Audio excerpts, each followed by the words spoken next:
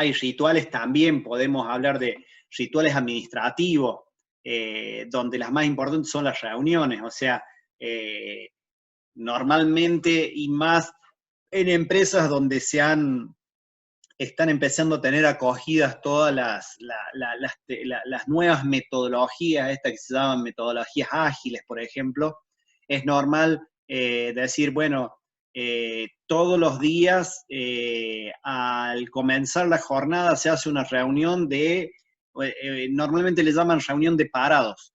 ¿Qué es una reunión de parados? Es una reunión donde dicen, che, al principio de la jornada nos tomamos un ratito para comentar qué hicimos ayer y qué vamos a hacer hoy. Entonces, ahí supongamos se juntan 5 personas que son 5 responsables de distintas áreas y tienen 2 minutos para contar qué hicieron ayer y qué van a hacer hoy. Bueno, eso puede ser tomado como un rito, digamos, como una forma de comunicación que está instaurada dentro de la empresa. Apoyándonos en lo que le dije recién, ya si tengo que ir a hacer un relevamiento y sé que este rito existe acá, no poner una reunión a esa hora porque sé que a esa hora no me van a dar bola. O si me dan bola, les voy a estar metiendo ruido, haciendo un lío en una organización que yo ya tenía muy aceitada. Rituales de reconocimiento, donde existen ceremonias para reconocer públicamente a miembros de la organización, con ascensos o cuando se jubila alguien. Por ahí hay organizaciones donde suelen tener algún tipo de forma de reconocimiento, con una medalla, con algo económico. Después hay mitos, donde son narraciones que perduran en el tiempo en la organización.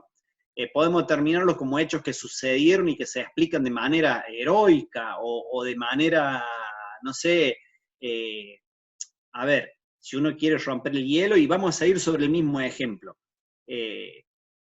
Uno debería investigar un poquito de la historia de Aladio, entonces vas, te juntas con uno y de pronto le preguntas, che, ¿es cierto que Don Américo empezó de esta forma? ¿O es cierto que pasó esto en la empresa? Bueno, y ahí seguramente van a surgir ciertos mitos o ciertas cosas que la mayoría son ciertas y hay algunas otras cosas que son exacerbadas, digamos, generalmente.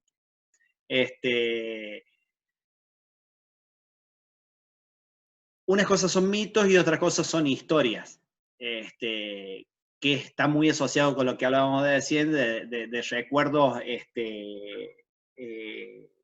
pero más sobre decisiones o sucesos que acaecieron desde la fundación de la empresa. Eso es más o menos lo que engloba los ritos. Después otro de los tópicos de esta presentación son los tabúes. ¿Qué son los tabúes? Los tabúes es lo que se considera prohibido o inconveniente, como es el caso del tuteo entre ciertos niveles de personas, o sea, che, a ver, identifiquemos quiénes son los jefes, los gerentes, porque en ese estrato sabemos que, por lo menos al principio y hasta que entremos en confianza, hay que tratarlos de usted, hay que tratarlos hay muchas organizaciones o muchos lugares donde se llama a las personas por el título que tienen, ingeniero, contador, y hay otros lugares donde ya está mal visto, che, yo soy Sergio, no me define mi carrera o mi título, ¿sí? Entonces, identificar eso. Carece normalmente de constataciones empíricas, o sea, no hay nada que lo defina esto de los tabúes, se trata de un elemento para transmitir información, ideas, experiencia, y normalmente está plasmado en una serie de prohibiciones. Por ejemplo, en un banco es normal que esté prohibido ir a trabajar sin corbata, porque es como una condición fundamental, che, acá en el banco se trabaja con corbata, tenés que venir presentadito y la corbata es un elemento. Entonces, es como ir a trabajar sin corbata es un tabú, no te podés presentar en ciertos lugares a trabajar. Estamos asociando mucho esto con empresas, pero también lo podemos asociar con instituciones u organizaciones. Hay escuelas donde si no vas con el distintivo puesto, está mal visto, ¿sí? O sin un uniforme predeterminado. Y hay muchas veces que eso se sanciona o se controla muy férreamente, ¿sí? Entonces, bueno, eso también hay que identificarlo. Otra segmentación son los símbolos. Perdón, acá en el cartelito ustedes habrán, en la presentación habrán dicho por qué hay una chica pati larga y con minifalda. Bueno, no perdamos de vista, y quiero hacer hincapié, que si bien usamos como ejemplo y para que se entienda, y lo más cercano que vamos a tener nosotros a la profesión son las empresas como organizaciones, en este caso estamos viendo organizaciones, y una organización puede ser una religión, como la religión católica, por ejemplo. Entonces, es totalmente un tabú, o lo era por lo menos, una persona que entre con una minifalda demasiado corta, o una mujer con un escote demasiado prominente, o un hombre en short, ¿sí? Entrar a una ceremonia religiosa, y estaba muy mal visto, ¿sí? Entonces, uno como que tiene que entender cuáles son esos tabúes e identificarlos para encajar dentro de esa organización. Bueno, pasamos a los símbolos. Hay ciertas organizaciones, la mayoría los tienen,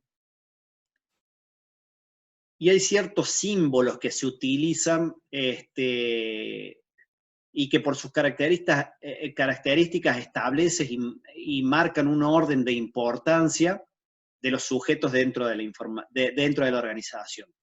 A ver, la distribución de las oficinas, según el nivel jerárquico, por lo general tienen una distribución que delimita dónde están las gerencias, o a dónde están o van a ver que las gerencias están dentro de oficinas cerradas, y el resto de los puestos administrativos están en boxes bajos, o directamente en un salón grande donde todos comparten la misma habitación. El tipo de teléfonos, por eso está ahí marcado con los telefonitos. Cuando la empresa les da un teléfono, por lo general depende de la jerarquía que tiene el personal, es el tipo de teléfono que le dan. A los directores y gerentes por ahí le dan un iPhone, y a los jefes le dan un smartphone, y al que anda en la línea y que necesita solamente usarlo como teléfono, le dan solo un teléfono para comunicarse, que ni siquiera es un smartphone. Eso también delinea, digamos, ciertos símbolos que marcan el nivel. Estos pueden estar formalizados o no, o son informales, pero ya están dados así, como puede ser en el comedor, si hay un comedor, si la empresa tiene un comedor, que hay cierto lugar donde se sientan jefes y gerentes, y hay cierto lugar donde se sientan los operarios, por decirlo de alguna forma. Bueno, todo eso está piola, aprender a identificarlo, verlo, relevarlo, porque cuando uno le toque compartir ese ambiente, decir, che, ¿a dónde me siento? ¿Me siento acá o me siento allá? ¿Sí? Bueno, y el último punto de esta presentación es la jerga. ¿Qué es la jerga? Es el lenguaje peculiar de la actividad. Son los términos o significados que espontáneamente nacen dentro de la organización o de un sector dentro de esta. Sirve como muestra de pertenencia, y muchas veces hasta fomenta la solidaridad. Hay ciertos lugares donde sabemos que si entramos hablando de fútbol, y es muy probable que rompemos el hielo de esa forma. Y a lo mejor, si vamos a estar en otra reunión donde sabemos que participan otro tipo de integrantes, a lo mejor en vez de hablar de fútbol tengamos que hablar de golf, ¿sí? Porque sabemos que en ese tipo de ámbito de la empresa, los integrantes de ese sector y juegan más al golf que al fútbol, ¿sí? Entonces, por ahí nos tenemos que interiorizar más de, ¿cómo se llaman los palos con los que se juega al, al, al golf, que es un caddy, toda una terminología que es parte de esa jerga, digamos, simplemente para después poder agregarnos a ese grupo y hacer esto que les decía recién, si tenemos que hacer un relevamiento, una charla, saber con qué romper el hielo, saber cómo amoldarnos, digamos, a una estrategia que, como les decía hace un rato, nos permita derribar ciertas barreras. Bueno, básicamente el estudio de la cultura de la organización ayuda a fomentar la comprensión de muchas de las conductas que recién adquieren sentido cuando se revelan los condicionamientos culturales que le impulsan.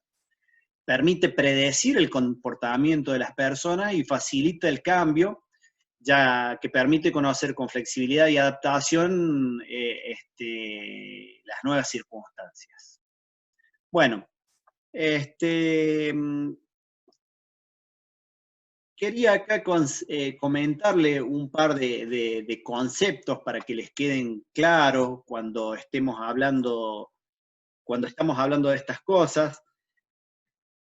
¿Y qué significa o de qué estamos hablando cuando hablamos de división del trabajo y coordinación?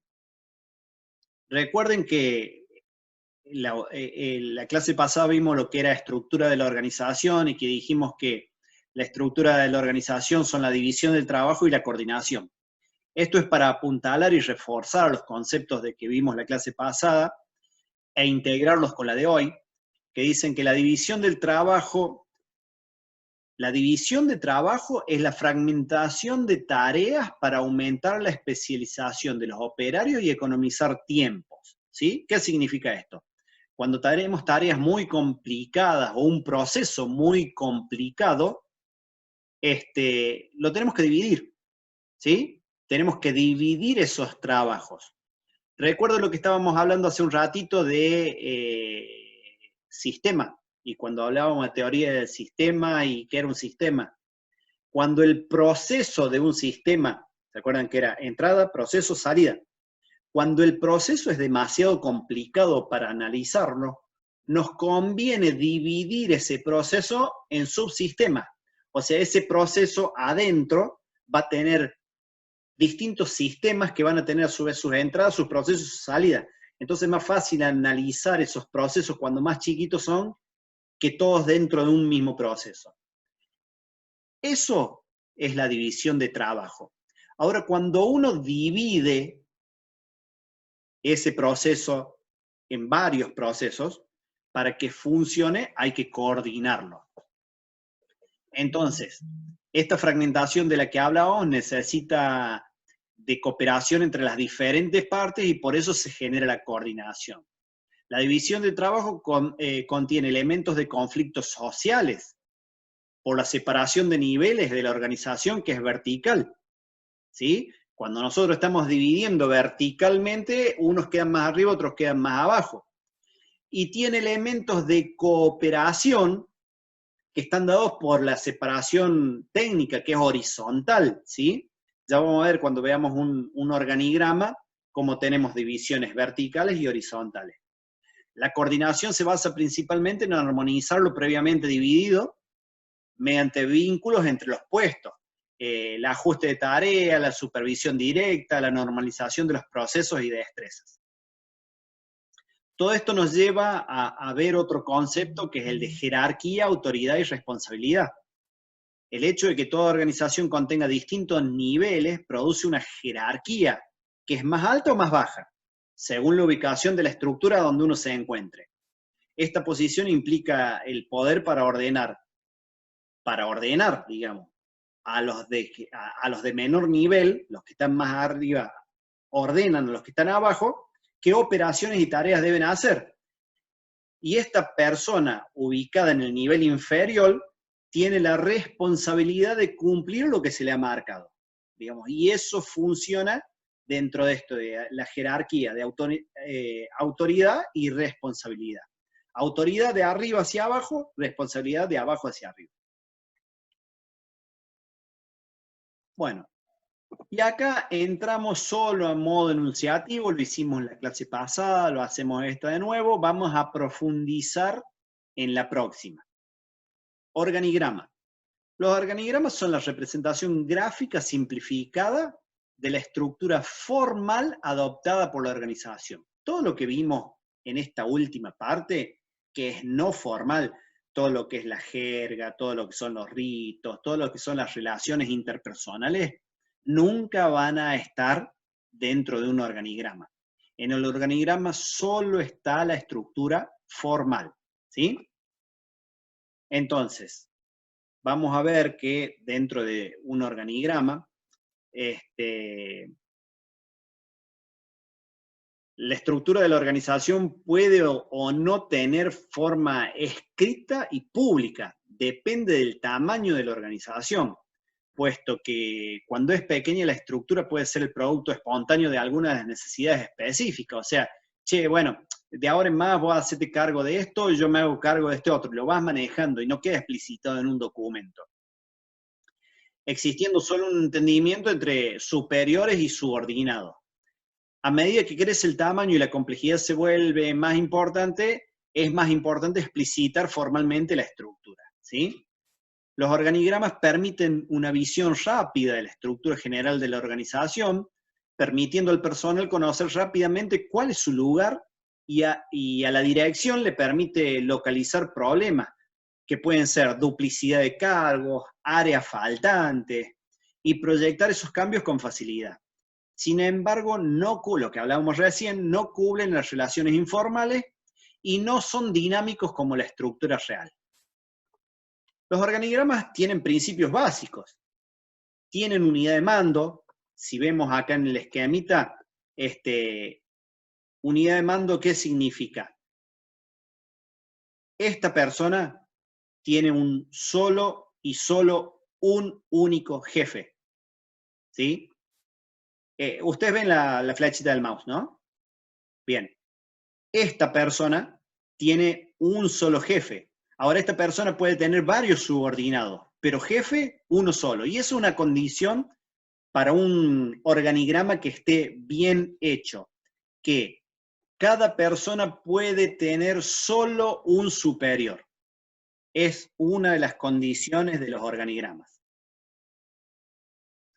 El alcance de control es otra propiedad, y es que el alcance de control significa que no se deben poner más subordinados de lo que realmente puede controlar con efectividad.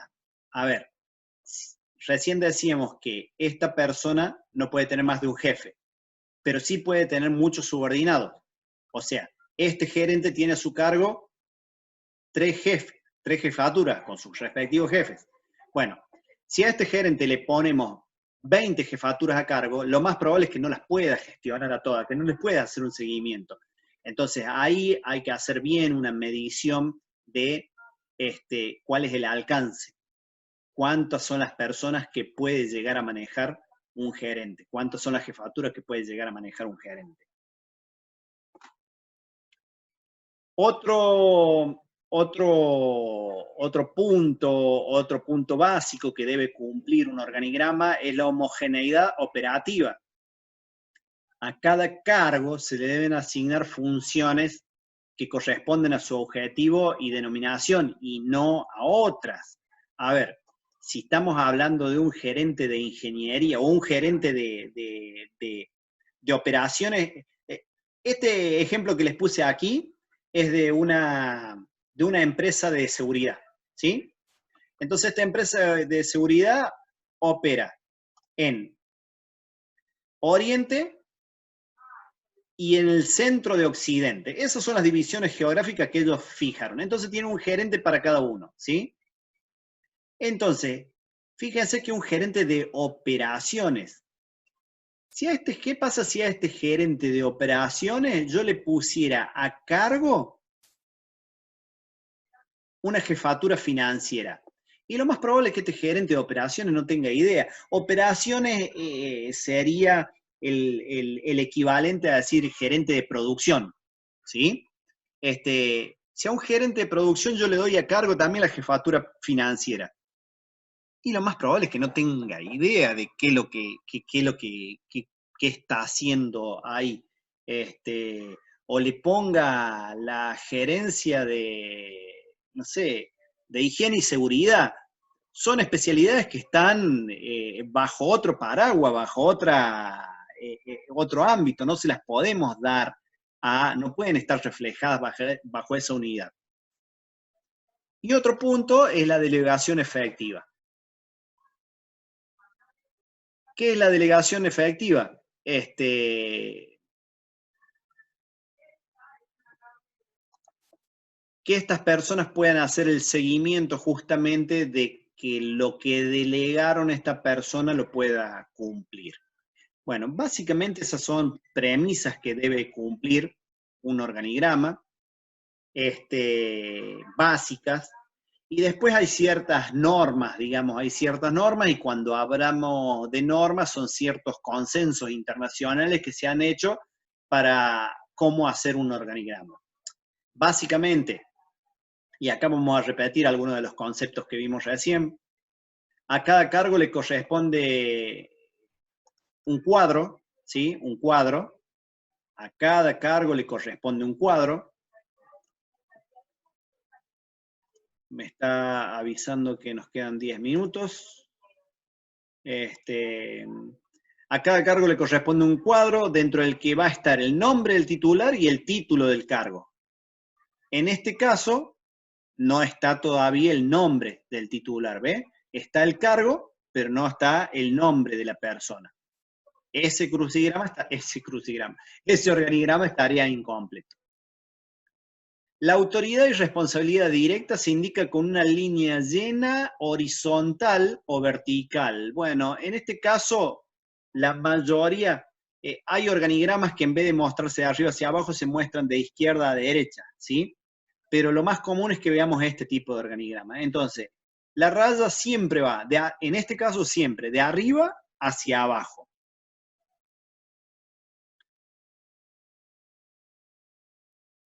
Los cargos más altos van de la parte superior y los subordinados desplegados horizontalmente debajo de los mismos.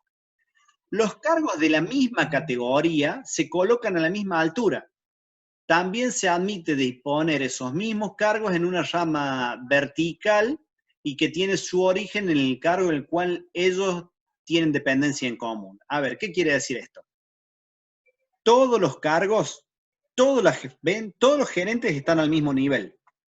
Todas las jefaturas están al mismo nivel. Cuando este gerente tiene muchas jefaturas, este organigrama se hace muy grande y por ahí es difícil,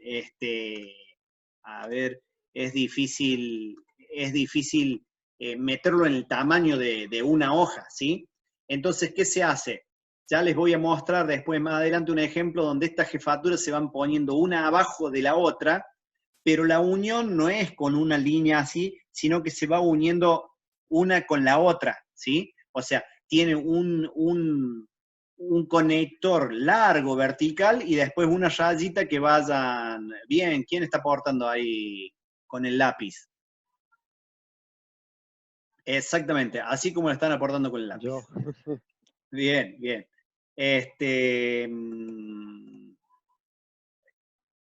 Estábamos en la misma categoría. Bueno, cuando la organización es compleja, suele dibujarse un gráfico maestro con las unidades más importantes y luego una serie de gráficos con los niveles inferiores.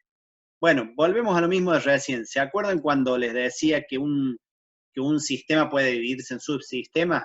Bueno, un organigrama puede dividirse en organigramas más chicos que componen después. O sea, podríamos dibujar este organigrama hasta acá, y después este organigrama podría estar contenido en otro aparte, digamos, en otro documento aparte. O sea, un documento sería hasta acá y el otro documento sería este de acá. Otro documento sería este de acá.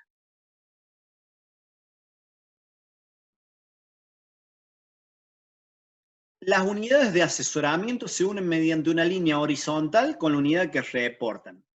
Esto que tenemos acá, una unidad de asesoramiento. Este contador, este asesor legal y este asesor laboral no son parte de la empresa. Lo vimos en la clase pasada, son partes de lo que se le llama staff, ¿sí? Son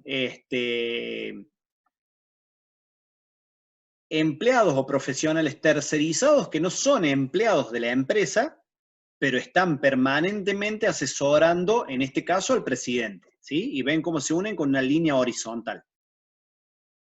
No significa que estas personas, por estar en un nivel superior, sean jefes de estos que están más abajo, simplemente porque están con un conector horizontal y significan que están asesorando al presidente. Y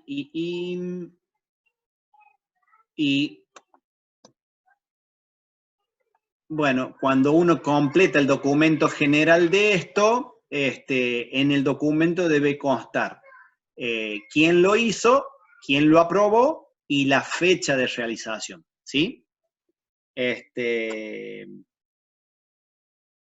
Bueno.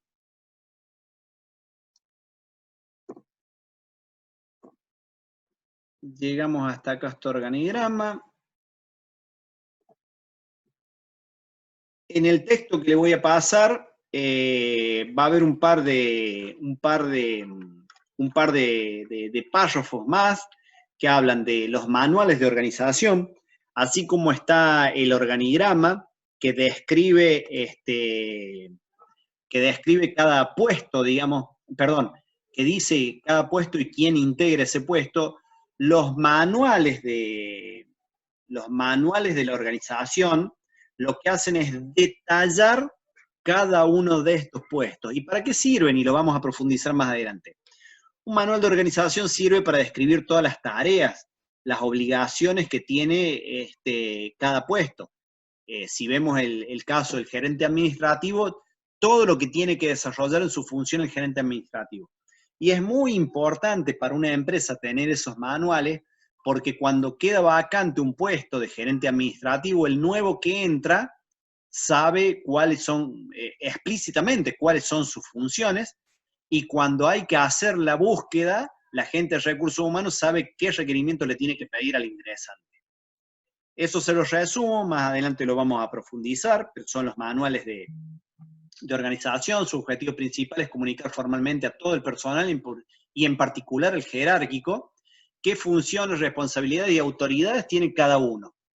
Incluye la designación formal de cada cargo, la descripción de sus tareas habituales incluidas en las decisiones a tomar, sus vínculos dentro y fuera de la empresa y el tipo de información que recibe o que emite. Tiene las mismas virtudes y defectos que los organigramas. Su creación también suele depender del tamaño de la organización. ¿Sí? Bueno. A ver si en 3 minutos resumo un concepto que es el de alta dirección, la diferencia entre empresarios y gerentes. Lo vamos a retomar en la clase que viene porque es importante. El empresario es un verdadero emprendedor que crea empresas y nuevas combinaciones de estas. Sus actividades son lograr la producción de bienes o servicios, ser estrategas dentro de la organización y asumir la responsabilidad por el logro de objetivos y nivel de actividad. Eso es el empresario, ¿sí? No pueden planificar, organizar o controlar. De eso se encargan los gerentes, que son los administradores de alto nivel que se ocupan, obviamente, de las funciones clásicas de los administradores: planear, organizar, dirigir y controlar. ¿Sí? Bueno, vamos a profundizar un poco más la clase que viene. Se nos está terminando el tiempo. Pudimos abarcar casi todos los conceptos.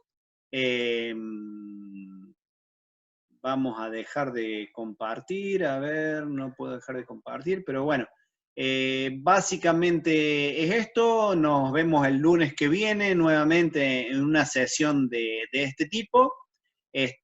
Voy a estar subiendo ahora el documento de esta clase, más esta presentación que estuvimos viendo, más los videos de estos 3 módulos de hoy.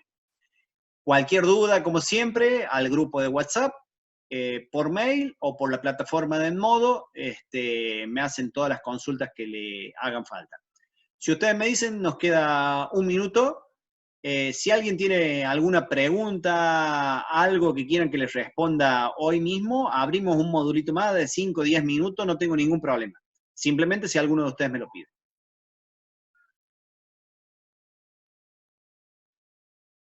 Si no, bueno, Dios mediante, el lunes que viene nos estamos viendo.